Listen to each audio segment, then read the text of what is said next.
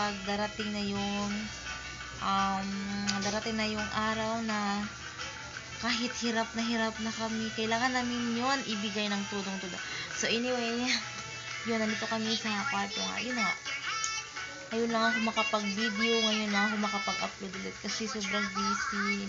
Well, alam niyo yung hinahati ko yung oras ko kasi kailangan ko ding magtrabaho, kailangan ko ding umuwi sana ko, kailangan ko ding parang hinahati ko ng dalawa yung oras ko.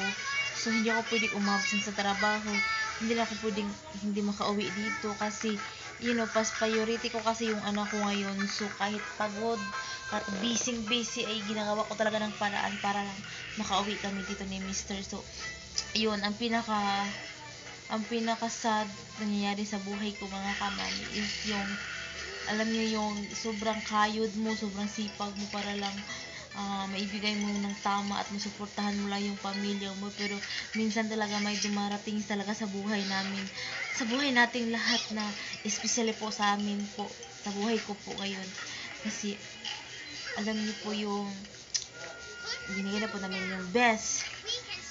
Ay, kahit nga sobrang laki yung mga bills namin dun sa bahay, todo pa rin kami, bayad pa rin kami ng bayad, yung mga ganun.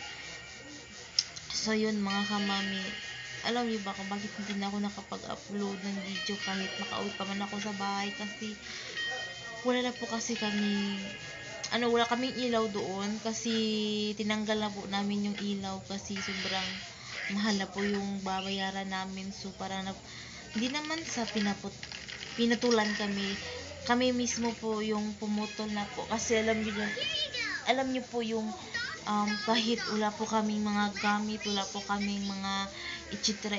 is mahal pa rin yung binabayaran namin na bills. So dalawa kasi yung bills na binabayaran ko. So sobrang nabigatan na po ako, sobrang nahirapan na po ako. So yun, kailangan ko po siyang putulin kasi alam niyo po yun na kahit anong sipag, kahit anong pagod, ginawa mo talaga yung best para lang mabayaran mo yung bill. So hindi ko na po talaga kaya pinutol na po yung aming kuryente sa bahay kaya wala na po akong kuryente ngayon. So especially po sad po talaga kasi wala na po akong magamit, wala po kami ilaw sa bahay. So kapag nangyari, pag may cellphone na ako, so doon ko na lang kinacharge sa trabaho ko, pati yung mister ko doon din niya kinacharge. So parang bumbilya na may battery na lang yung gamit namin sa bahay. So pero sisikapin ko pa rin na ipakita sa inyo na ito talaga yung sinasabi ko nga wala na kaming ilaw. So yan po ang pinag-ipunan namin ni Mr. ngayon para ma-connect po yung kuryente dati nga naputol po doon sa may-ari ng bahay. So kasi naki-flying lang po kami, alam kong bawal po yun pero yun lang po totoo. So yun po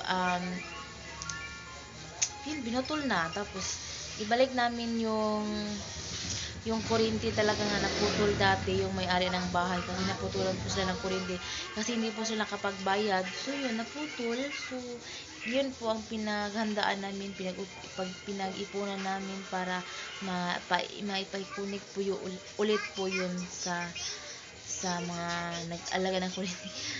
I think 3,000 yung mababayaran namin. So hinihintay namin nga mabawi namin yung aming ATM. So yun, sad, and alam kong kaya laban lang kahit mahirap, pero kakayanin, kaya lang ang buhay. Pasalamat na lang kami na healthy kami araw-araw, na nakatatrabaho pa rin kami kahit paano, diba? So yun, pasalamat pa rin kami sa may kapal na binigay niya sa amin na magandang kalusugan na araw-araw, sa biyahe namin araw-araw, sa trabaho namin araw-araw. So yun, napasalamat ako sa kanya. Kaya lahat ng mga pagsubok na nangyari sa buhay namin, alam kong may kasagutan din ito, mawawala din ito. Kaya yun, thankful po ako nga sana mawala po ito, na malagpasan namin lahat ng ito, na maranasan din namin kahit minsan na magiging masaya at magiging maganda yung aming pakiramdam na wala na kami iniisip, kahit one day millionaire lang kami, okay lang yun. Chinese one day. So yun lang mga kamami ang aking pakwento for today's video mga kamami, kasi talagang wala na talaga ako ngayon. So yun po mga kamami, hanggang sa sunod po nga video ko po, para maipakita ko po sa inyo kung nagsasabi pa ako ng totoo o hindi. So abangan nyo lang po ang next ko po nga video. So yun po, maraming salamat kung kayo po ay napadaan at nakanood po sa aking video. Please subscribe, like, and comment po. Thank you. Bye-bye.